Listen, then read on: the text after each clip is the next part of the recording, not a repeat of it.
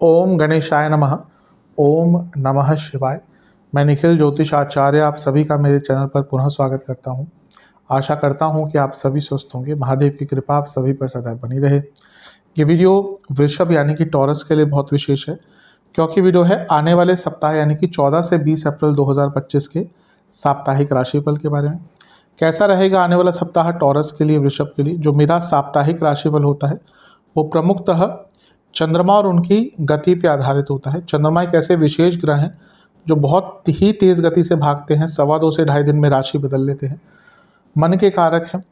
और उनकी विशेषता यह भी है कि जिस भी भाव में जाते हैं उसको बहुत प्रभावित करते हैं, एक्टिवेट कर देते हैं। इसीलिए डे टू डे एक्टिविटीज़ पर उनका इम्पैक्ट बहुत होता है और इसलिए साप्ताहिक राशिफल की विशेषता बहुत बढ़ जाती है।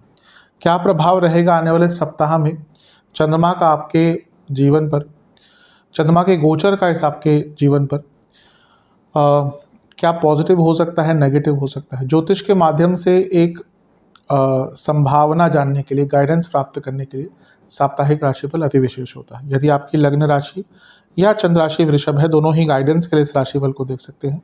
जहाँ से आपको ज़्यादा सूट करता है, रिलेट करता है, वहाँ से इसको ऑब्जर्व कीजिए। व्यक्तिगत तौर पे मेरा मानना है लग्न राशि से देखेंगे तो अच्छा है।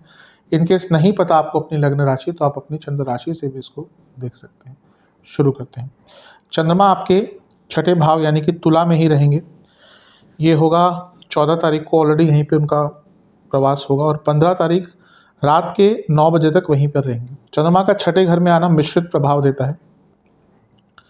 जहाँ अच्छा ये है कि कुछ रुके हुए कार्य पूर्ण हो सकते हैं, कुछ एडमिनिस्ट्रेटिव कार्य, लीगल कार्य पूर्ण हो सकते हैं। सूर्य की दृष्टि है, सूर्य उच्च के हैं तो सरकारी कार्य, लिखा पढ़ी के कार्य, अदालती कार्य, ये सारे पूर्ण हो सकते हैं। लेकिन चंद्रमा जब भी छठे घर में आते हैं तो व्यर्थ की चिंताएं बहुत देते हैं। ऊपर से यहाँ पर मंगल की दृष्टि है जो एग्रेशन भी लाएगी, और सूर्य की दृष्टि भी है जो खुद अग्नि तत्व के ग्रह हैं। तो ये दो अग्नि तत्व के ग्रह ऊपर से छठे घर में चंद्रमा, यानी कि बहुत गुस्सा, बहुत एग्रेशन, बहुत फ्रस्ट्रेशन, छोटी छोटी बातें फ्रस्ट्रेट कर देंगी और इसका फिर एक नेगेटिव इम्पैक्ट पड़ सकता है।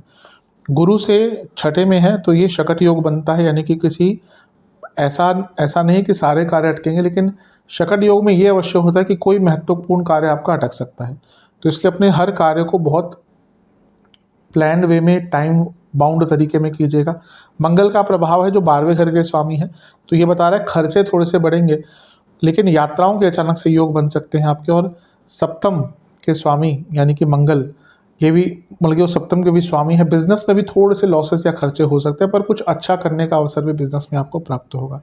ओवरऑल आपने अगर व्यर्थ की चिंताओं पर कंट्रोल कर लिया, एग्रेशन पर कंट्रोल कर लिया, तो जो हफ्ते का शुरुआती भाग है आपको कुछ अच्छा देकर जा सकता है। नवांश कुंडली बता रही है कि थोड़ा सा अकेलेपन का एहसास रहेगा। दशांश कुंडली कार्य क्षेत्र में अच्छा कर सकते हैं। प्रमोशन आदि की अगर बात चल रही है यहाँ पे, तो चीज़ें आपके फेवर में जा सकती हैं। बिजनेस में थोड़ा सा नेगेटिव है, गुस्से के कारण अपना नुकसान करवाएंगे। इवन लड़ाई झगड़े भी हो सकते हैं पार्टनर्स आदि से। लव लाइफ, एक दूसरे के साथ बैठकर आगे की संभावनाओं पर बात कीजिए, क्या करना है, कैसे नहीं करना, कैसे आगे बढ़ना है। वैवाहिक जीवन में बहुत भयंकर झगड़े हो सकते हैं छोटी सी बात को लेकर, कम बोलिएगा। स्टूडेंट्स के लिए अति शुभ है, कई महत्वपूर्ण कार्य आपके बनेंगे यहाँ पर। सेहत की जहाँ तक बात है, पेट के रोग बहुत तंग करेंगे और जैसे मैंने कहा मानसिक चिंताएं तंग करेंगी, एसिडिटी ज़्यादा रहेगी। सर्वाष्टक में आपका चौथा भाव अत्यंत बली है। कोई प्रॉपर्टी संबंधित केस चल रहा था तो उसमें चीज़ें फेवर में जा सकती हैं।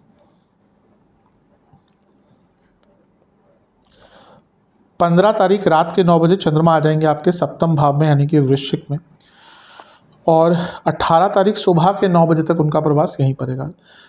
चंद्रमा का सप्तम भाव में आना एक प्रकार से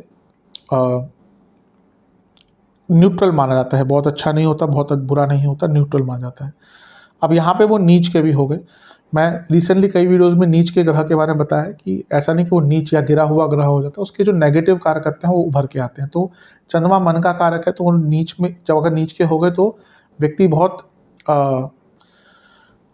उदास हो सकता है, मूड पर या मूड स्विंग्स बहुत होते हैं, इमोशंस पर कंट्रोल नहीं होता, जलन की भावना कभी कभी उत्पन्न होती है। तो ये सारी चीज़ें यहाँ पर तंग कर सकती हैं। अच्छी चीज़ है कि गुरु से सप्तम में है तो गजकेसरी योग बन गया, ये भी ठीक ही है आपके लिए। अब यहाँ पे एक परिवर्तन योग बना हुआ है। यहाँ पे कैसे परिवर्तन योग बना है कि मंगल की राशि में बैठे हैं चंद्रमा, यानी कि वृश्चिक में, और मंगल बैठे हैं चंद्रमा की राशि में, तो ये परिवर्तन योग बन गया। अब ये परिवर्तन योग बहुत अच्छा बना है आपके लिए, क्योंकि दोनों ही काम त्रिकोण के भाव हैं, 3 और 7। तो पहला तो आपके अगर विवाह संबंधित चीज़ें अटक रही थी तो चीज़ें आगे बढ़ सकती हैं, और आपकी कोई इच्छा यहाँ पर पूर्ण हो सकती है, तो ये बहुत श्रेष्ठ है। गुरु की दृष्टि है जो लाभेश है, और चंद्रमा आपके त्रिकोण के स्वामी हैं, तीसरे घर के। ये फिर से बताता है कि इच्छाओं की पूर्ति होने के पूरे योग हैं, और क्योंकि बृहस्पति अष्टमेश भी हैं और चौथे घर के स्वामी चंद्रमा आपको देख रहे हैं, तो अचानक से यात्रा का भी आपका योग बन सकता है। तो एक प्रकार से अगर देखिए हफ्ते का मध्य भाग भी ठीक है, बस अपने मेंटल स्थिति, अपनी मानसिक स्थिति, मानसिक सेहत पर ध्यान देना है। किसी की बातों से ज़्यादा प्रभावित मत होइएगा, किसी की बातों को बहुत ज़्यादा मन से मत लगाइएगा, और ज़्यादा कंपैरिजन्स मत कीजिएगा। नवांश कुंडली बता रही है ध्यान, पेशेंस रखना है। दशांश कुंडली कार्य क्षेत्र में थोड़ी लेजीनेस दिख रही है, कंट्रोल कीजिएगा। बिजनेस में यात्रा के योग आपके बन रहे हैं। जहाँ तक लव लाइफ की बात है, अंडरस्टैंडिंग थोड़ी सी करनी पड़ेगी एक दूसरे से, क्योंकि लैक ऑफ अंडरस्टैंडिंग यहाँ पर दिख रही है। वैवाहिक जीवन आत्ममंथन का समय है, अपनी गलतियों को जानने का समय है कि आपसे क्या गलतियाँ हो रही हैं। स्टूडेंट्स, कुछ बदलाव आ रहे हैं, उनके अनुसार बदल जाइए, वरना फिर समय बदल देगा अपने आप।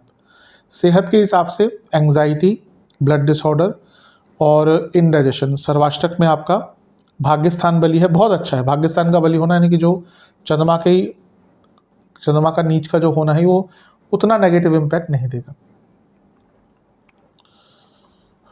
18 तारीख सुबह के 9 बजे चंद्रमा आ जाएंगे आपके अष्टम भाव में, यानी कि धनु में, और सप्ताह के अंत तक यहीं पर रहेंगे। चंद्रमा का अष्टम में आना कोई बहुत श्रेष्ठ नहीं माना जाता।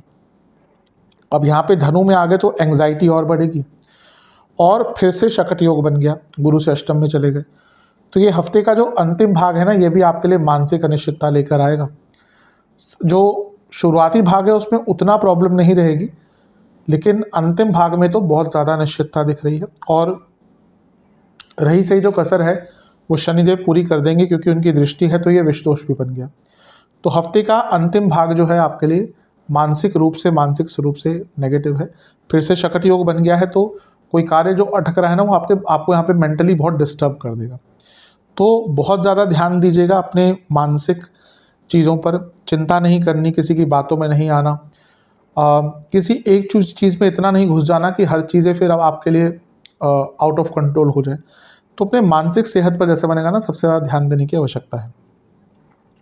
नवांश कुंडली कह रही है कि हर चीज़ को समयबद्ध तरीके से करना है। जल्दी में करेंगे या फिर टाइम वेस्ट करेंगे, दोनों ही बहुत तंग करेंगी चीज़ें। दशांश कुंडली कार्य क्षेत्र में थोड़ा सा अव्यवहारिक, अनप्रैक्टिकल हो सकते हैं, कंट्रोल कीजिएगा। बिजनेस में अच्छा है, किसी चीज़ पर काम कर रहे थे उसका अच्छा रिजल्ट मिलेगा। लव लाइफ की जहाँ तक बात है, एक ही दिक्कत दिख रही है कि एक डिसकंटेंटमेंट यहाँ पर बहुत रहेगी। वैवाहिक जीवन जितना कम बोलेंगे उतना अच्छा है। स्टूडेंट्स के लिए मन भ्रमित, पथ भ्रमित करने वाला समय है, बहुत गलत निर्णय ले सकते हैं इस टाइम पे। बहुत शांत रहेगा मन, बिल्कुल आपका आउट ऑफ कंट्रोल रहेगा। सेहत के दृष्टिकोण से anxiety, blood disorder, sleep disorder और इन्फेक्शन। सर्वाष्टक में आपका छठा घर अत्यंत बली है।